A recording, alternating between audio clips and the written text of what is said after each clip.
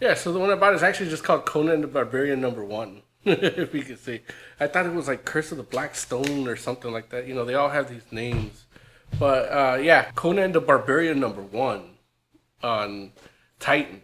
I don't know what the deal is. I think they might have leased it from Marvel, and instead of Marvel putting effort into Conan, because with Fox they got Predator, Alien, Star Wars on top of their own universe, they probably like, yeah, let Titan do it. It's written by Jim Zubkovich, professionally known as Jim Zub, and that dude, like, I love that dude. We had an interview with him back when he was doing Wayward. He was doing something else for Image. I think it was, fuck, it wasn't Skull Kickers. It was after Skull Kickers, but he gave me a copy of Wayward I think there's like only 200 in the world left. But that's another good book. Wayward, Skull Kickers. He did some of the Marvel stuff, the Murder World stuff that I wasn't a huge fan of in terms of like event type people, but it was a good book. I don't know. You gotta, if you read Murder World, let me know what you think in the comments. In reading it a second time, I kind of changed my mind, but I was disappointed at first. But nonetheless, I wasn't disappointed with Conan. He did a good job. Like his experience with like Wayward or Dungeons and Dragons stuff. Like I think it really led him to do this Conan book. The art is by Roberto de la Torre. That dude is a dude I love too, man. Like, hey, if you've been watching our live casts and our podcasts in the past, like, my favorite Miss Marvel books were those, like the Brian Reed story that led up all the way up to, since before Civil War, all the way up to, I want to say, Dark Reign. Yeah, I don't know how many of those De La Torre did. I know he did he had spurts, and because it was such a long ongoing book, they had different artists fill in here and there.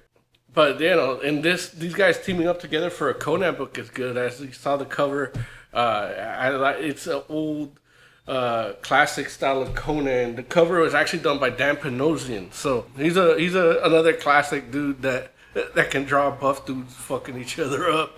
This book though on Titan, I am surprised at how good it is. The art is not your typical De La Torre art, what you're used to when he's doing like the Marvel superhero stuff. It is very Frazetta-like. And when I say Frazetta, it's like you gotta look at Frazetta's, not his paintings, but like his sketches. And that's kind of what these old, like the Barry Windsor Smith and look, I'm probably just throwing that name out there. I'm not even sure. I'm just it came out of here. But the old like Roy Thomas, 80s, 70s Conan books, like it has that feel, that classic Conan feel. And the story is definitely a different, newer take on Conan that still feels like Conan, but it deals more with Conan. I want to say like mental health, but it's also his sense of unfulfillment. Like he's at this point in the story, he's traveled around with a band of mercenaries. He's close to home, to Samaria, and he is not ready to like go back home. He's so close, but he's just not ready. And as far as issue 1 goes, that's it. Like that's where we're at with it. This book takes a different look at Conan, his emotional well-being, and it's only issue 1. That's what we're getting. So I guess I should have read the rest.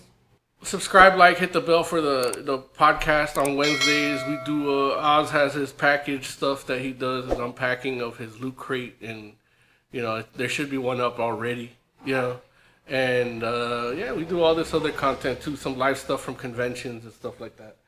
But definitely, like, this Conan book is worth a read. It is worth your $4 wherever you can get it, whether it's on Omnibus or RIP Comixology, but like Kindle, or even your local comic shop if they're still around. That's what really brought me to Omnibus, was that like my 2 go-to comic shops closed down, like both of them at once this year in 2023, and in 2024, I've always been a digital guy as well as physical, but I think I might be just digital now, and who knows, maybe Omnibus is the way to go for me.